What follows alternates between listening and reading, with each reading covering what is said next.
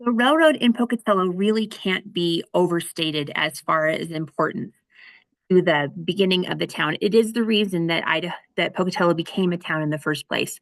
Um, Chief Pocatello, who was a Bannock-Shoshone chief, gave permission to the Union Pacific Railroad to make a railroad stop in Pocatello.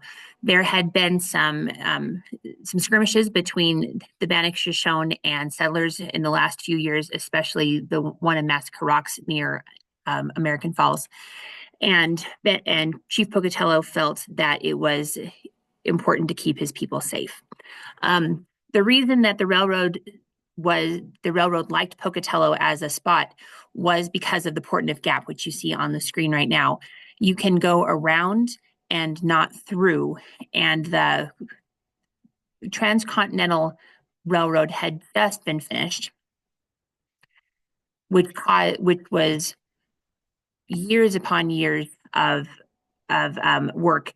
President Lincoln was the one who was very much in favor of the Transcontinental Railroad. So there was one crew that began from the eastern United States. There was a crew that came from the western United States, and the idea that they would meet in the middle. The middle ended up being Promontory, Utah, because going through the Rocky Mountains was such a difficult thing.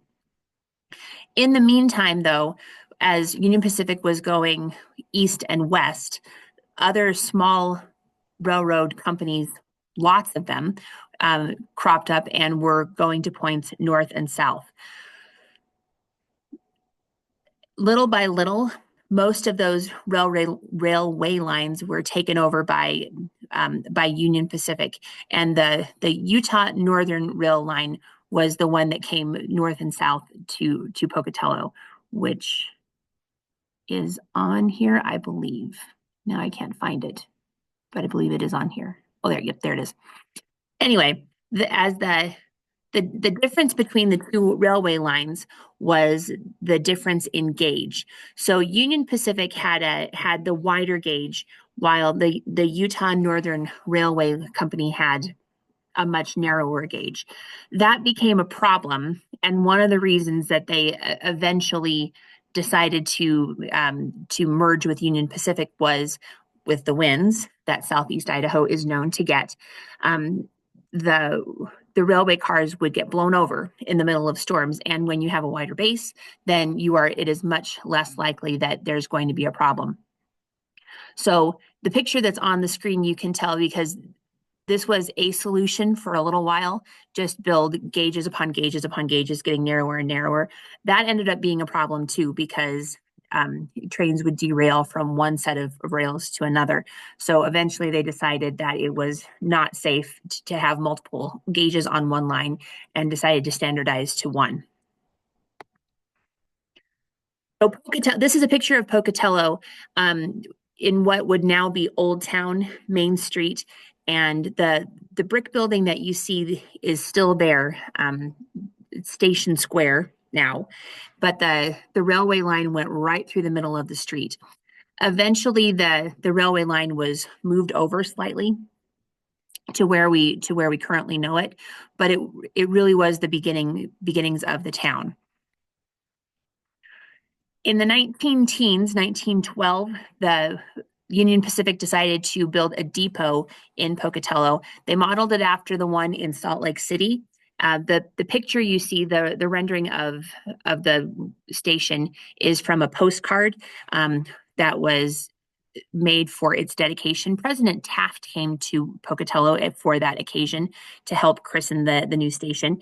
It's still there, and even though passenger trains are not used in Pocatello anymore, the station is still used as a spot for the Union Pacific Railroad.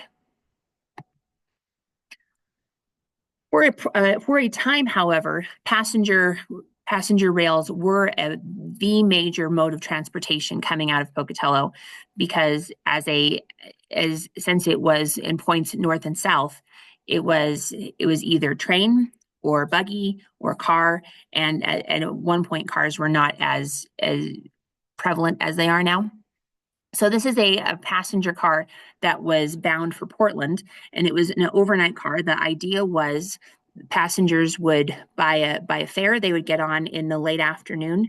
They would go to their berth set up for the evening. It would have bunks.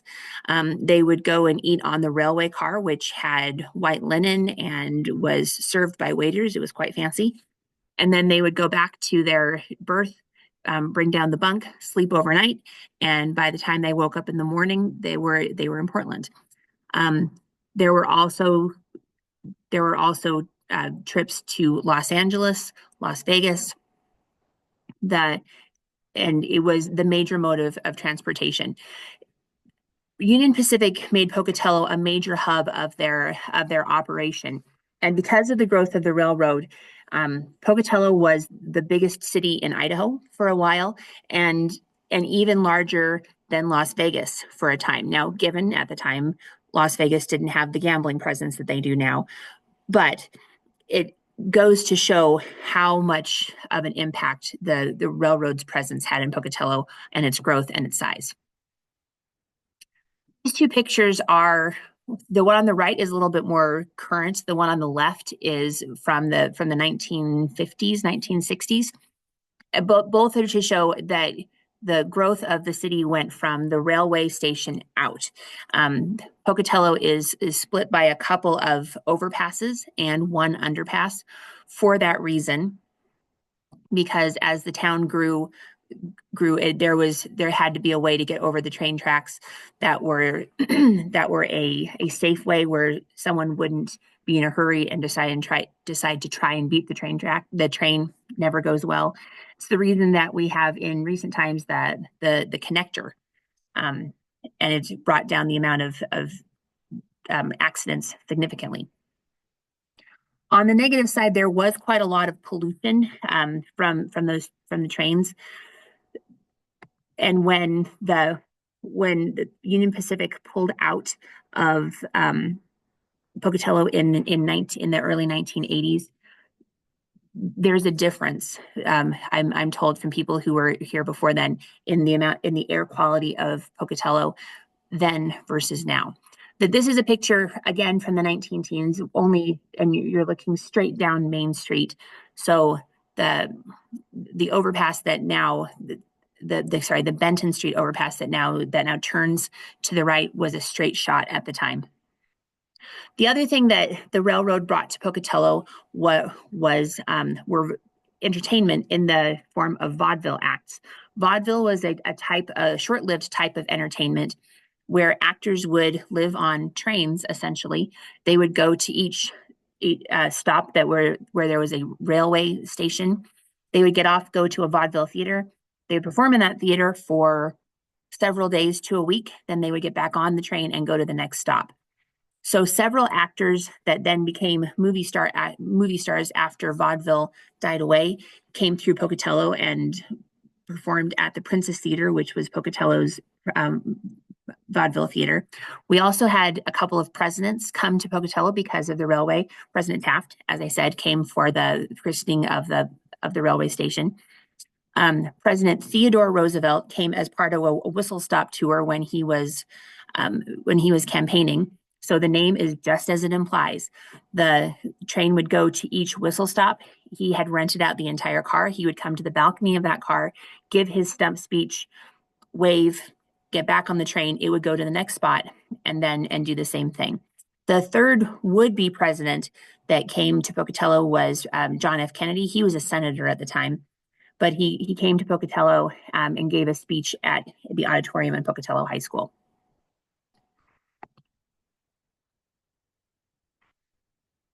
So this last picture is a picture from the movie Singing in the Rain, which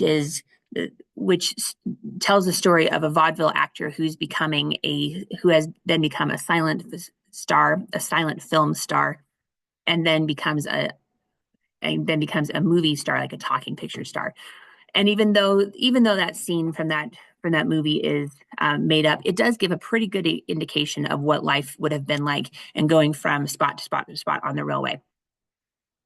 As you go to the different spots today on your tour, talk to the kids about the importance of the railroad, how it affects Pocatello's geography even today. The the many, many overpasses and the underpass that we have are specifically for that reason. It's something that we just have, so we don't necessarily pay attention, but it is very difficult to overstate how important it was, the formation of Pocatello.